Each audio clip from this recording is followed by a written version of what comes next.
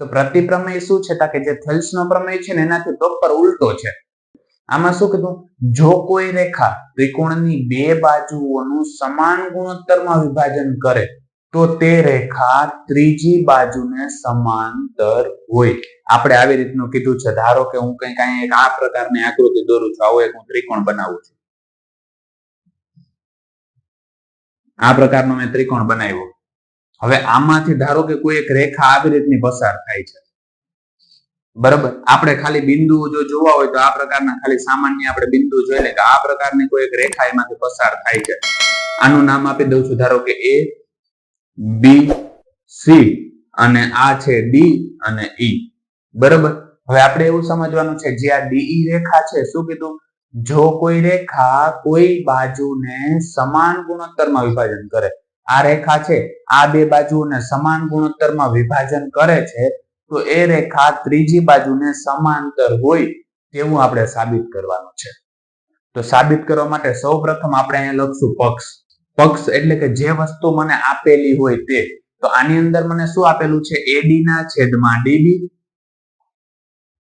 AD ના છેદમાં DB બરાબર શું આપેલું છે, AE ના છેદમાં EC, AE ના છેદમાં EC. આવી વસ્તુ મને પક્ષની અંદર આપેલી છે કે આ સમાન ગુણોત્તરમાં વિભાજન કરે છે, આવું આપેલું છે. અને આપણે થેલ્સના પ્રમેયમાં એવું જોયું હતું કે આ વસ્તુ સાબિત કરવાની હતી.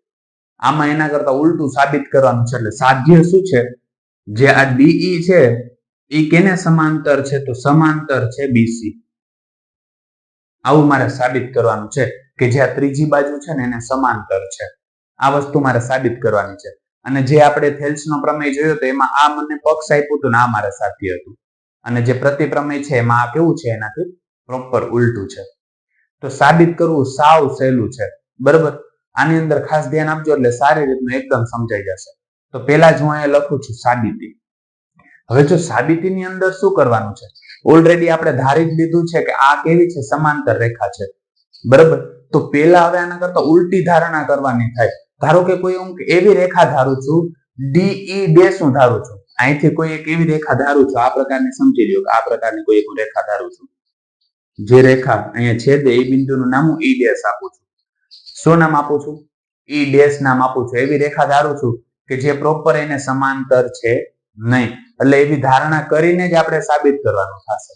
તો અહીંયા આપણે ધારી લઈએ, ધારો કે DE ડેશ એ BC ને સમાંતર નથી. આવું મેં ધારી લીધું છે કે E ડેશ ને એવું ધાર્યું છે કે જેનાથી સમાંતર બનતું નથી. આપણે એવી કલ્પના કરી તો શું એ સમાંતર ન બનતું હોય તો શું એનો ગુણોત્તર રચી શકાય કે ના રચી શકાય? તો તેનો ગુણોત્તર આપણે અહીં ગણી તો અહીં તે જ પ્રકારે જો આપણે એનો ગુણોત્તર જોવા જઈએ, બરાબર, E ડેશ ને ધારેલું છે એ પ્રકારે જો ગુણોત્તર E ડેશ ને ધ્યાનમાં લઈને ગુણોત્તર જોવા જઈએ તો આ બાજુ શું થાય, AD ના છેદમાં DB થાય. એટલે હું અહીંયા લખીશ AD ના છેદમાં શું છે, DB બરાબર. આ બાજુની સાઈડમાં કોઈ એક બિંદુ એવું ધાર્યું છે E, બરાબર. તો એને જો ગુણોત્તરમાં વિભાજન ના થતું હોય તો આપણે જોઈ લઈએ. તો આ પ્રકારનો આપણે જો પક્ષ પરથી જોવા જઈએ, આવું જ મને આપેલું છે ને, એટલે એની જગ્યાએ શું થશે, AE ડેશ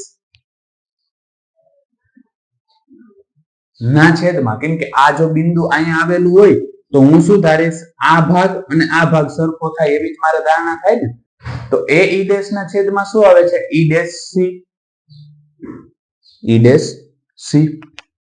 આ પ્રકારની મેં ધારણા કરી ને આને હું કહી દઉં છું સમીકરણ નંબર 1.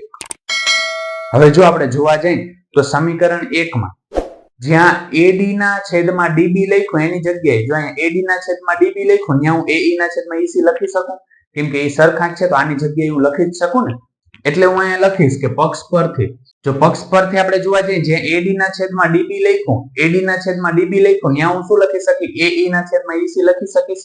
એટલે હું અહીંયા લખીશ AE ના છેદમાં EC બરાબર. અહીંયા શું આપ્યું હતું, AE ડેશ ના છેદમાં શું થાય છે, E ડેશ C બરાબર.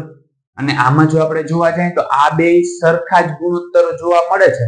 એટલે આમાં ટૂંકમાં મને એવું જોવા મળે છે, બાકીની બધી વસ્તુ તો સેમ છે. એટલે મને આમાં શું જોવા મળ્યું છે કે E is equal to E dash આવું જ જોવા મળ્યું ને કે જે E ને E ડેશ છે એ એક જ બિંદુ છે બરાબર. આનાથી સાબિત શું થયું કે બે જો સરખા છે તો સાબિત એવું થયું કે E અને E ડેશ કેવા છે એક જ સરખા અથવા તો કોઈ એક જ બિંદુ છે, એક જ બિંદુ ઉપર આવેલા છે, ત્યાં જ દોરી શકાય, એના કરતા ઉપર કે નીચે દોરી શકાય નહીં. એટલે આપણે અહીંયા લખશું તેથી સાબિત થાય છે કે કેમ કે આપણે પહેલા જ ખબર જ હતી કે DE છે તો એને સમાંતર જ છે બરાબર. એટલે આ જો E અને E ડેશ બે સમાંતર જ આવ્યા છે તો સાબિત થઈ ગયો.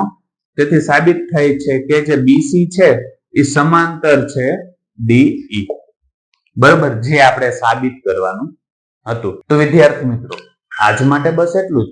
જો તમને અમારો આ વિડીયો પસંદ આવ્યો હોય તો વિડીયોને લાઈક કરીને ચેનલને સબસ્ક્રાઇબ કરવાનું ના ભૂલતા, કારણ કે જ્યારે તમે વિડીયોને લાઈક અને ચેનલને સબસ્ક્રાઇબ કરો છો ત્યારે અમને મોટિવેશન મળે છે અને આ જ પ્રકારના વિડીયો અમે તમારા માટે બનાવી શકીએ છીએ. ધન્યવાદ.